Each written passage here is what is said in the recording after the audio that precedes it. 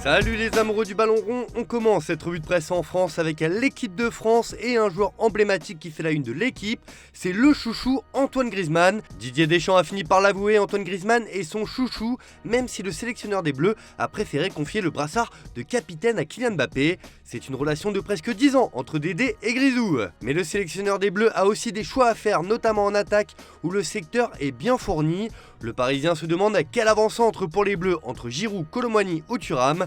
Ils sont 3 en balance pour le poste d'attaquant axial. Si Olivier Giroud et Randal Kolo Muani ont alterné lors des 6 derniers matchs, Marcus Thuram, le troisième homme, devrait tirer son épingle du jeu dès samedi contre Gibraltar. Et à l'Euro, la question a le mérite d'être posée. Le Progrès estime que pour Thuram, il y a eu un déclic international. L'attaquant a clairement un coup à jouer en attaque cette année. En revanche, mauvaise nouvelle pour Eduardo Camavinga. Le milieu de terrain est forfait et va quitter le rassemblement des Bleus. Le joueur du Real Madrid a dû interrompre sa séance hier à cause d'une blessure au genou suite à un contact avec Ousmane Dembélé.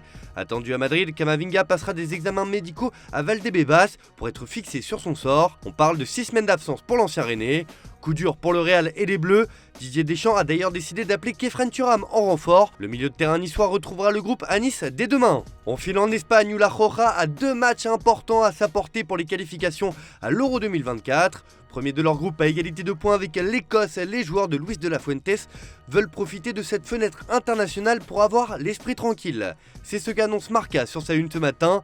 Être premier évite les frayeurs, placarde le quotidien madrilène. L'Espagne cherchera aujourd'hui contre Chypre la première des 2 victoires dont elle a besoin pour terminer en tête de son groupe et être tête de série pour l'Euro 2024. L'enjeu est d'éviter les grosses nations, l'Allemagne, la France, l'Angleterre et le Portugal. La feuille de route est tracée pour la Roja. Direction l'Angleterre où comme souvent ces derniers jours c'est Manchester United qui fait la une des médias locaux. Alors que Sir Jim Ratcliffe va prendre le contrôle du club après être entré dans le capital, le milliardaire est surtout en train de lancer une grande révolution pour faire bouger les choses au sein du club.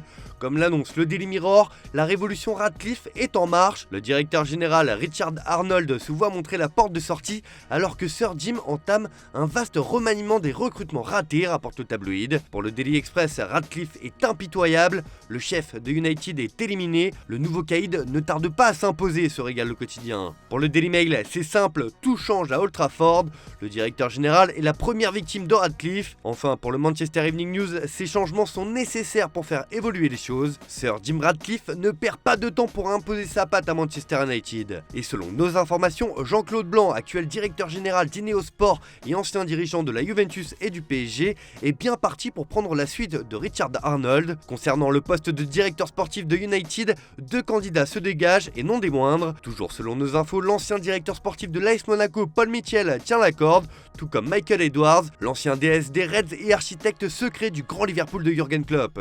On file en Italie et c'est un nouveau rebondissement dans l'affaire des paris qui touche la Serie A depuis quelques semaines déjà. Après Tonali et Fagioli notamment, c'est au tour d'Alessandro Florenzi de voir la justice enquêter sur lui.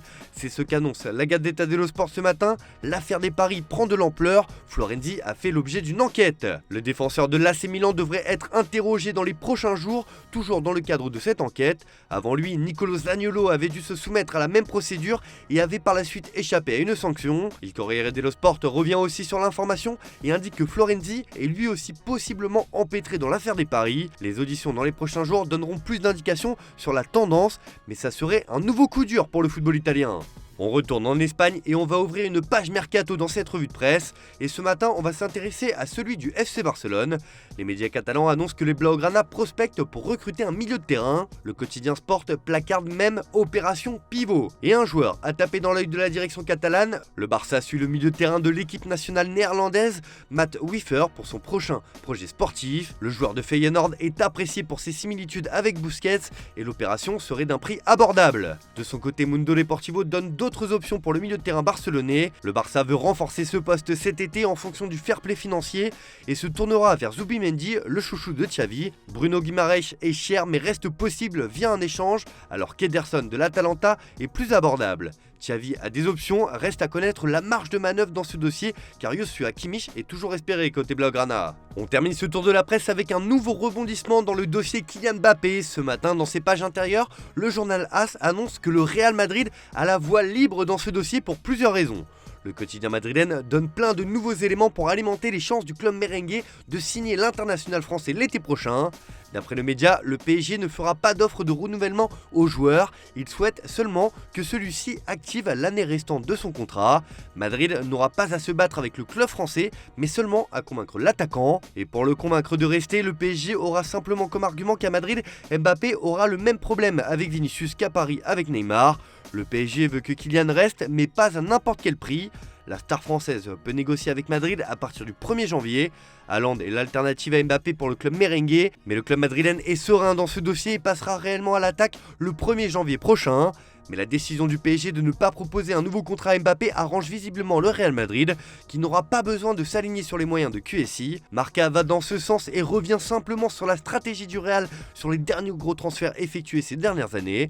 La Casablanca a mis sur la tactique de la dernière année de contrat. Comme aujourd'hui avec Davis et Mbappé, Madrid a signé des transferts raisonnables pour Kroos et Courtois, mais avec Hazard, cela n'a pas fonctionné. Les merengues espèrent parvenir à leur fin avec le champion du monde 2018. Le feuilleton repart de plus belle. Voilà, c'est tout pour ce matin. Bonne journée à tous. Merci de votre fidélité. On se retrouve en fin d'après-midi pour le JT Foot Mercato.